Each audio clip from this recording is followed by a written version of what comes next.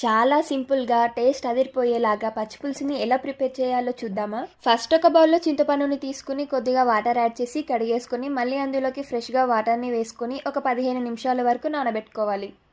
చింతపండు నానిపోయే గ్యాప్లో ఇంకో బౌల్లో సన్నగా చిన్నగా కట్ చేసుకున్న ఉల్లిపాయ ముక్కలు, టేస్ట్కి సరిపడా సాల్ట్, అలాగే చిన్నగా కట్ చేసుకున్న కరివేపాకు రెమ్మలు వేసుకొని మొత్తం అంతా కూడా బాగా కలిసిపోయేలాగా పిసుకోవాలి.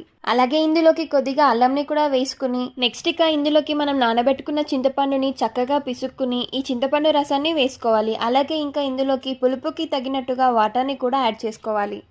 వాటర్ యాడ్ చేసుకున్నాక మళ్ళీ ఒకసారి మొత్తం అంతా కలిపేసుకుని ఒక ఫ్రై ప్యాన్లో ఆయిల్ వేసుకుని ఆయిల్ వేడెక్కిన తర్వాత అందులో జీలకర్ర, ఆవాలు వేసుకుని చిటపటలాడించాలి. నెక్స్ట్ ఇందులో సన్నగా కట్ చేసుకున్న పచ్చిమిర్చి ముక్కలు, అలాగే కరివేపాకు రెమ్మలు, కొద్దిగా పసుపు వేసుకుని ఫ్రై చేశాక ఈ పోపుని చింతపండు రసంలో వేసి కలిపేసుకోవాలి. అలాగే పైనుండి కొద్దిగా కొత్తిమీరను కూడా వేసుకుంటే అదిరిపోయే పచ్చిపులుసు రెడీ అయిపోయినట్టే. వేడి వేడి అన్నంలోకి వేసుకుని తింటే చాలా బాగుంటుంది. వీడియో నచ్చితే సబ్స్క్రైబ్.